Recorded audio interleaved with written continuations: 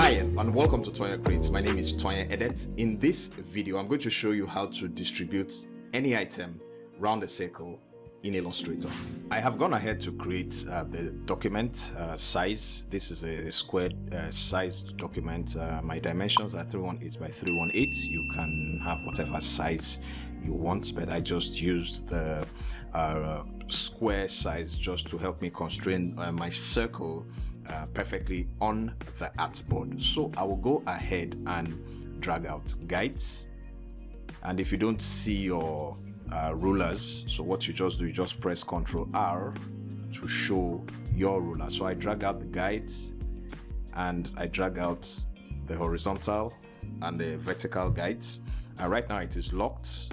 So I right click on the artboard and click on unlock. In a situation where you drag out the guides and you don't see them appearing, you can go to your right click and click on show guides. Right now the guides are showing on in my own case. So if I click hide, the guides are actually there but they are not showing. So I just right click show guides.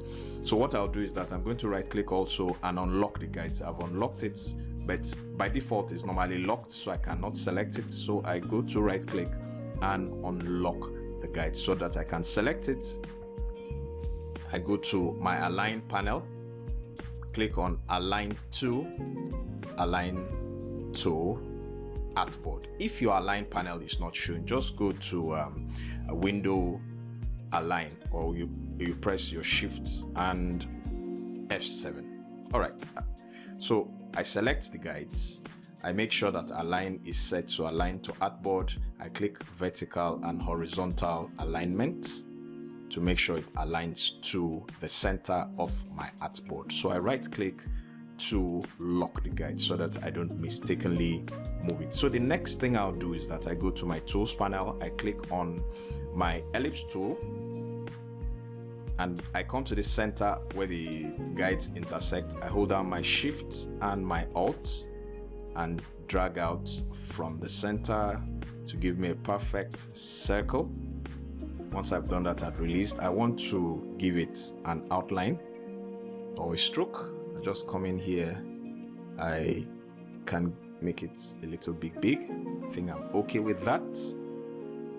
So the next thing I'll do is that I click and hold and go to the star tool, hold my shift and alt to constrain my star to give me a perfect star, and I think that size is okay. I don't need it to be outlined or stroked, so I just click on the swap fill to give it a fill. So next up, I make sure the star is selected. I go to my rotate tool, or I press my R key. Then I hold down my shift, I come to the intersection of the circle, or where the guides intersect. I click and it gives me this rotate dialog box. And if you can see right now, it's showing me 30 degrees, but by default you will have the angle at 90. It shows 30 because I've done some other things before now, so it just registers the last thing I did. So this is at 0, and I check preview to see what is happening. I want to distribute 12 stars around this circle. So depending on the number of things or items you want to distribute, you can use this to do the calculations. Now around the circle is 360 degrees.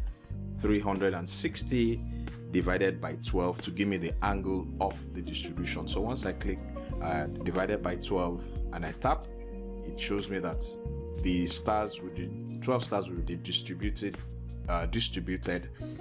by 30 degrees angles.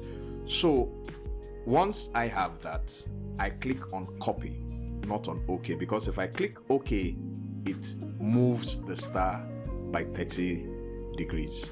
But in this case, I wanted to make a duplicate, so I click on copy and it's made the duplicate. So this is the original star and it makes a duplicate in 30 degrees angle. So the next thing I'm going to do is that I'm going to repeat the last action. So I can go to object, transform again, but the shortcut is better, Ctrl D.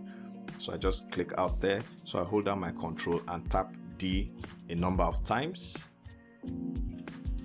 to take me round the circle. So you will see that if you count it, we have 12 circles round the 12 stars, I beg your pardon, round this circle. So one more thing I want to do, I want to draw a line from this point to the circle. So I'll just make sure I go and pick my line segment tool. I click on it, hold down my shift to constrain it to a straight line, just click at that point and I drag it down, and I want to add this stroke size of 8. I can see that it did not do this correctly, so let me hold down my control spacebar to bring up the zoom tools so I'm closer to see what happens here. So I just pull this down to make sure it sits with the circle. So I press my Control O to take me back to the full screen of the artboard.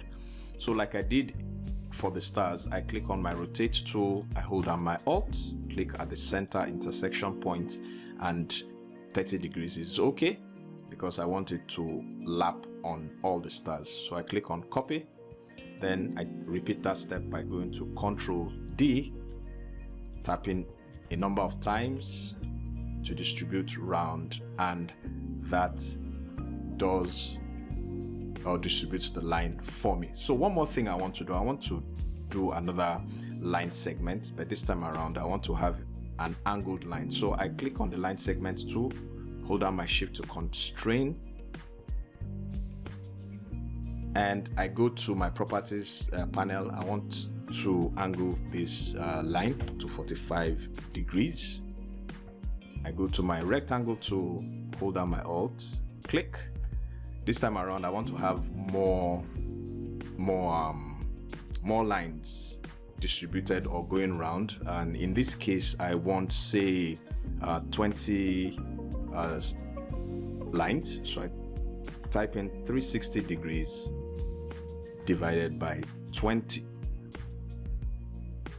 and I tap out and I click on copy, hold down my Control and tap D to distribute.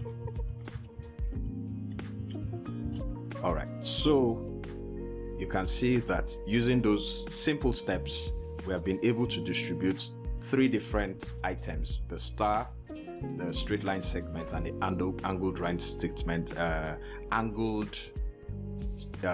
line segment round the circle. I can actually take out this circle and you see that they form a perfect circle. All right, that brings us to the end of today's tutorial. I hope you learned something. Don't forget to share, like, and subscribe, and I appreciate to see your comments. If you have any questions, any tutorial suggestions, don't hesitate to put it in the comment section. Do take care and catch you in the next one.